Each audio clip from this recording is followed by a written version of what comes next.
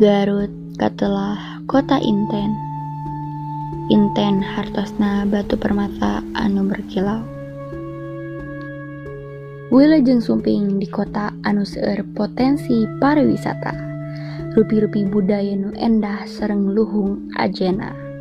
Simkuring nonoman Garut anu miteresna pariwisata sareng budaya Sunda.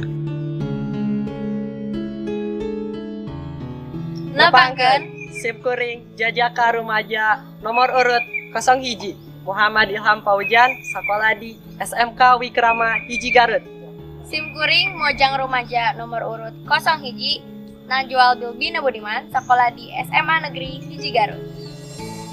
Salaku siswa kegiatan Simkuring tangtos sakola.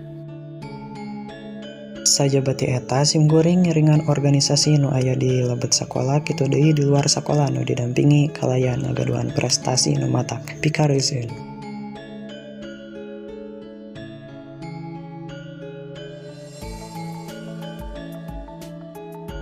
Ayeuna Simkuring bade mendara perkawis salah sahiji kampung adat anu masih dipiara tur dimulai ku masyarakat. Nyaeta Kampung Pulo. Kampung nu aya di Desa Cangkuang, Kecamatan Leles, Kabupaten Garut, Provinsi Jawa Barat. Kampung Pulo nyaeta kampung adat anu aya di Garut sareng masih mertahankeun kearifan lokal di karuhuna.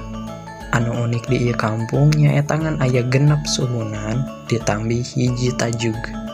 Nanging teu acan aya penataan di Kampung Pulo nu ngarojong kamajengan eta kampung anu ngabalukarkeun karep sumbing ke Kampung Pulo masih keneh sakedik. Simkuring hoyong ngawanahkeun kararencangan sadaya yen Kampung Pulo ngagaduhan ajen sajarah anu tiasa dilarapkeun dina kahirupan kiwarib. Kampung Pulo mangrupa kampung anu ngagaduhan tapak sejarah penting sareng aya atikan luhung ngeunaan toleransi.